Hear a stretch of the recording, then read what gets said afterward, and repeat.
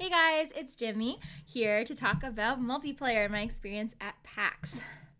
So here we have just a picture of just how crowded the floor was at PAX East. So there was just so much to do, so much to see, so many people, so many lines. A lot of the lines were like 2 to 3 hours long. It's really, really crazy. And this is only half of the expo floor. So crazy. Basically the same picture. Here is the other half of the expo floor, and even with these two pictures, you still can't see everything that was happening. There was like areas for tabletop gaming that you don't see in these pictures. There was spots for like the Discord lounge, which was just rows and rows and rows and rows of computers plugged into a LAN network so that people could go and they could try new games and play, or not try new games, just play. Yeah. Yes, beginner, it was pretty PAX. All right. And then that was just a random video. Here is a cosplayer I saw of Terra. And here we are at the Square Enix booth.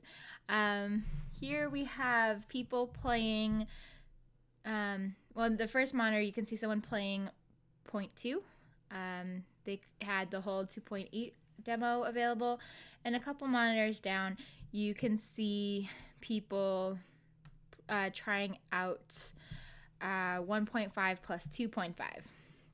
I didn't try either of these games because I own 2.8 and I pre-ordered 1.5 plus 2.5, so I figured I can wait like a couple more days before I'm able to download it. I did, however, try the World of Final Fantasy XII remake that they were doing, which is on the other side. It's the other row of monitors. That was pretty cool. It felt very, very similar still to 12, but updated graphics, and it was pretty. Okay. Oh, this was hysterical. So when I was talking to the people at the Square Enix booth, one of the questions that came up was how they felt about all of the people asking about Mickey and Brooms, and if the negativity ever got them down. And they kind of like just laughed, and they were like, "Oh yeah, it's the most asked question for sure." But we sometimes get funny responses about it, and this is one of them. He pulled it out of his pocket. He's like, one of the fans earlier gave this to me, and I just started laughing. I hadn't seen the YouTube video posted where the fan actually gave it to him at that point, but I just thought it was so funny. So I was like, oh my gosh, can I please take a picture of this? He's like, yeah, of course. So it was just hysterical. And as I've mentioned before, I did ask him about when or if North America was getting it, and as you guys saw this morning, we did get the Mickey and Brooms medal in our inventory. And they also told me that we would definitely be getting them, and soon. So that's something more to look forward to. All right. Here we have some pictures of the actual multiplayer gameplay. This is what the entry screen looked like. And as you can see, there's a spot on here to just pick up with the previous members you played with, or you can go in and begin. You can either host or you can join a party. So I went in and someone was hosting already. So they just added me to the party, or the mini party, I guess, is what we're gonna call it. So I was this Broadway character right there in the middle. That's why I'm lit up red. And you can see other players around me. Actually, the players who were Aqua and Sora were other Team Ramen players, also known as Blocks and Blade, if anyone is familiar with Team Ramen members. Okay, there's just another picture of it. Oh yeah, before I go into the video, you can see here that there's a timer. So time left 38 seconds. And it's basically just going to time out if these 2 other players do not join to give us a full party. It'll just start with these 4 players. I think that's all that there was for that. All right, with that, here is the actual multiplayer video. I apologize, it's a little choppy. I was trying to cameraman and play at the same time, so I was holding my camera or my phone like this while swiping. So I apologize in advance. All right, here we go. So here I am. I've already entered the game. I've already started exploring a little bit, and I am just attacking this whole group of Heartless. Right now I'm just doing it on my own, but you can see the other party members, little head bubbles as I run along the game. And if you look, you can see my other party members in there fighting the battle with me. Here's this little dust cloud, indicates there's a battle already going on with other players. And so when I entered it, I see the Heartless, I see my other teammates battling it, and we're all working together. It'll be interesting to see how this works in actual execution, see how much lag there is. So one of the questions is, did they give me a random keyblade? Yes, it was all preset. I couldn't really change things. But that was okay. It was all right. Some people had much better medals and setups than I did, but it was okay, and it served its purpose for the demo. You can see here at the top, the timer. It is for one of our objectives, and the mission is Time Rush. We needed to defeat 50 of the gift shadows. So we just mission complete because we defeated all of those. Yep. We're running along and just attacking things, trying to go through the level as a group. Here I'm kind of, well, I think I'm fighting still with one of my teammates. But there are times that I move forward without them, and they can be in past screens or future screens. You don't have to travel as a group, but for some of the battles, you kind of want to. Another question is, so in there they gave me free medals. I mean, it was to try the demo. I didn't actually get to keep anything. This was a test account. It also came with a ton of jewels that I wish I could keep. I wish. And because of this setup, I was quickly running out of SP. So that was a little crazy. I started having to think a little bit more strategically instead of just swipe.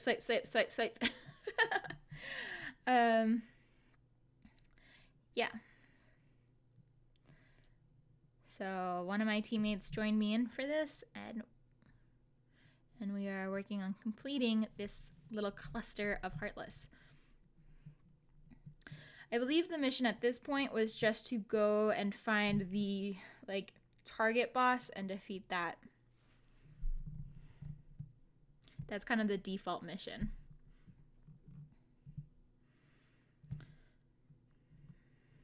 Yep.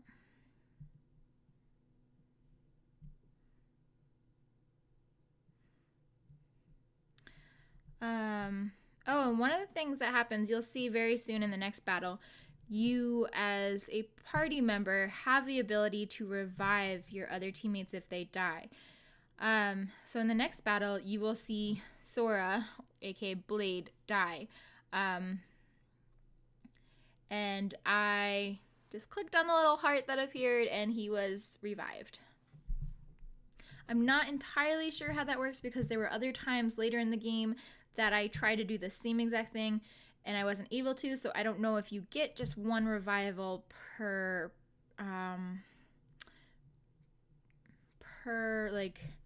battle, or level kind of thing. I'm not really sure. No one ever revived me. Very sad. But yeah, it's very cool to revive team members. So here you see me. We just revived him.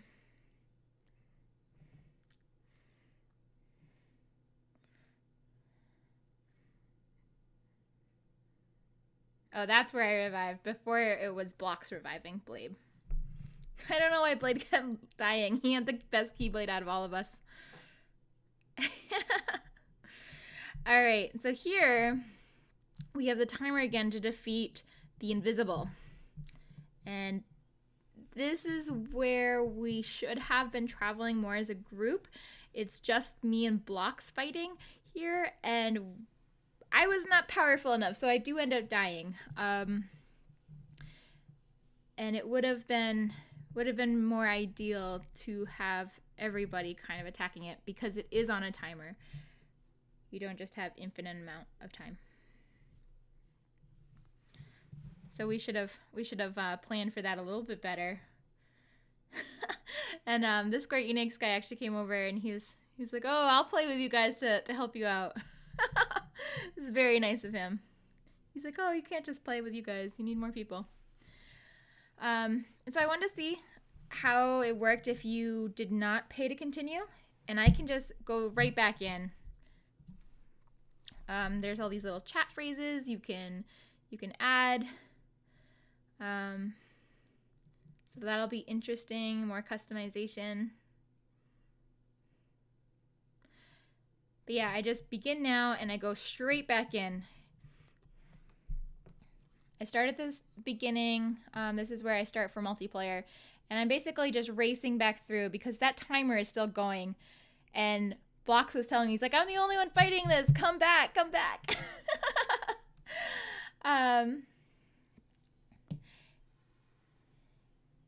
Yeah.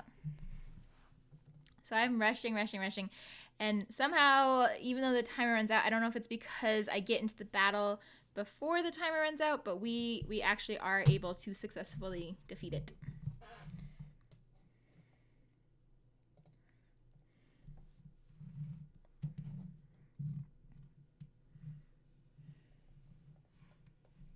Yup. So we're going through, and then the still target enemy is through the portal, and here we come to the behemoth. Final battle.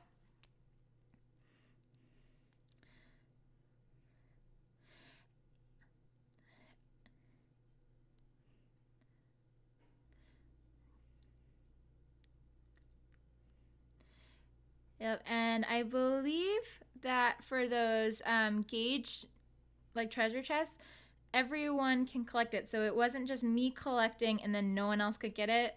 Because I did ask my other teammates, it's like, "Oh, are you guys still collecting SP or is that just me?" And they're like, no, we're collecting. It's just we're running out of gauges really fast. Another interesting thing here to notice is that while we're attacking as a group, you do have to kind of still do it as turn-based in the sense that once I finish going through my Keyblade, I have to wait for the enemy to attack until everyone else has gone through their Keyblade. So there are times that I'm just kind of sitting there. I'm like, oh, why is it not letting me do anything? Why is the behemoth not attacking me? So you'll see there's like a slight pause. Yep, so I'm just sitting there while other people are attacking it. He's waiting to be free to attack us all. Was I able to use a shared medal in multiplayer? I don't believe so, actually, no. So maybe they don't let you do that because your friends are there with you, so technically they can use the medal. I don't know what their thoughts behind that are. Yeah, and here I am. I died again, but this time I used that huge sum of jewels to just revive myself. Because none of my teammates revived me. I tried clicking on my own heart and nothing. Nope. But so many jewels, I was just like, yeah.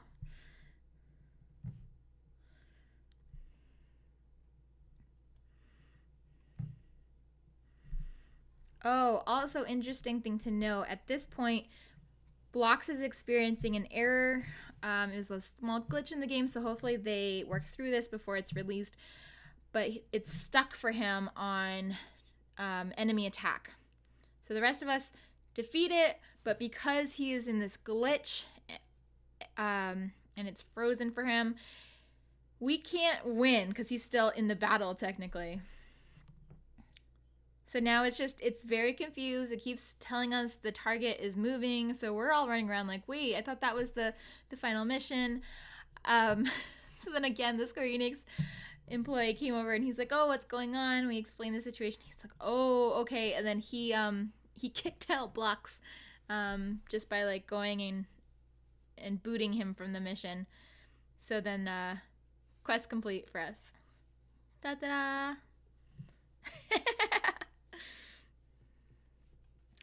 That's the end of the video. So another thing that I was curious about and ended up asking was the Lux. So here, it doesn't say that I actually gained that much Lux. I think I stopped recording while it was still like tabulating. Sorry, I'm laughing at some of the comments going on in the stream. But yeah, so I asked Square Enix employees, I was like, how does this Lux work? Do we go in and we collect it as a group and then it gets divided evenly amongst each player? Or is it more like, I defeated this many Heartless, I did this many hits myself, I get that Lux, and everyone else gets the Lux that they personally earned? And his response was that there are two buckets for Lux in this. You do get what you collect, but there's also going to be a team Lux pool, that will get divided amongst players. So I guess even if you go in and you're really weak and you're not doing much damage and you're not really able to contribute too much, but you're still there, you're still trying, you will still get Lux from that, which is pretty awesome. And then the same being said, if you go in and you are the one carrying everyone, you will also see that reflected. So that's pretty awesome. Yeah, I think that's all that was all the Square Enix stuff. All my other pictures were of other games and whatnot I was seeing at PAX, as well as yeah, that was all just different PAX pictures. Yeah, so I had a notebook around here somewhere. I don't know where I put it, but it had a bunch of other questions. So I feel like I had more that I talked about on the night of PAX that I might be forgetting now. But basically, this is what multiplayer came down to, and we are getting the ability to evolve Mickeys into Mickey and Brooms soon. The other question that I asked was, because a lot of people were curious on this and they sent me with this question, was why the name change? And basically, the answer was just pretty simple. They were like, well, we're trying to package this as a new game with multiplayer, so the whole name change is just because of multiplayer. They're rebranding it, repackaging it, and I think just trying to get maybe some of the players they lost or pull in new people. I don't know. I know for me, I hadn't seen any marketing for the game before I started playing. It was by word of mouth. My friend and fellow teammate Blocks, he was like, "Oh, this game came out. You should really play. It's awesome." So maybe now they're trying to rebrand it for multiple reasons. But yep, it's basically just because of multiplayer. Yeah, so thank you for watching.